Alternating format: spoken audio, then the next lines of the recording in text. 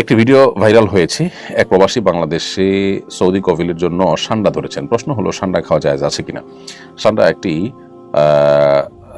সরীসৃপ জাতীয় প্রাণী। এটি ছোট টিকটিকিও পোকামাকড় শিকার করে।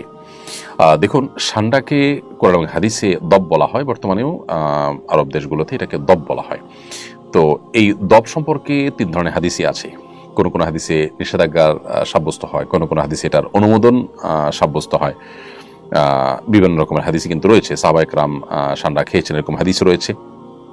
আবার নবী করিম সাল্লাল্লাহু আলাইহি ওয়াসাল্লাম সান্ডা খেতে নিষেধ করেছেন, সেরকম হাদিস আছে। যেমন সুনানে আবু দাউদের একটি হাদিস রয়েছে, যেটি বর্ণনা করেছেন আব্দুর রহমান ইবনে শিবল। তিনি বলেছেন যে রাসূল আকরাম সাল্লাল্লাহু আলাইহি ওয়াসাল্লাম নিষেধ করেছেন, নাহা আন আকলি লাহমিদ দব, দবের গোশত বা সান্ডা গোশত খেতে তিনি নিষেধ করেছেন। এরকমটি সুনানে আবু দাউদে বর্ণিত হয়েছে। এবং হাদিসকে হাফিজ ইবনে হাজার আসকালানী রাহিমাহুল্লাহ হাসান বলেছেন। আবার একইভাবে আমরা দেখতে পাই যে ইমাম ইবনে হাজাম এবং ইমাম বদরুদ্দিন আইনী রাহিমাহুল্লাহ, ইমাম শওকানী রাহিমাহুল্লাহ সহ অন্যান্য উলামায়ে কেরাম বিশুদ্ধ বলেছেন। এরকম একটা হাদিস সুনানে মুসনাদ আহমদে বর্ণিত হয়েছে, যেটা আব্দুর রহমান ইবনে হাসান বর্ণনা করেছেন। তিনি বলেছেন, আমরা নবী করিম সাল্লাল্লাহু আলাইহি ওয়াসাল্লামের সাথে একটি সফরে ছিলাম এবং এক জায়গায় আমরা অবতরণ করলাম। সেখানে প্রচুর পরিমাণ সান্ডা ধরা পড়ছিল। তখন সেই সান্ডাগুলো আমরা ধরলাম এবং জবাই করলাম। জবাই করার পর এটা পাতিলে যখন রান্না করা হচ্ছিল, রাসূল আকরাম সাল্লাল্লাহু আলাইহি ওয়াসাল্লাম বের হলেন। বের হয়ে বললেন যে বনী ইসরাইলের কিছু লোক তারা আপনার হারিয়ে গিয়েছে এবং আমি ভয় করছি, আশঙ্কা করছি যে এই সান্ডা বনী ইসরাইলের মধ্যে কিছু প্রাণী প্রজাতি হারিয়ে গেছে, এই সান্ডা তাদের অন্তর্ভুক্ত বা এটাই সেটা আমার মনে হচ্ছে।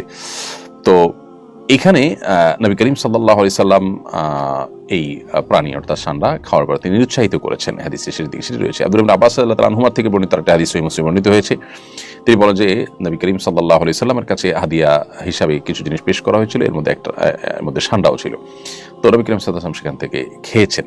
এরকম সবকিছু খেয়েছেন, কিন্তু সান্ডাটি তিনি খান নাই, এটা তিনি বাদ রেখেছেন।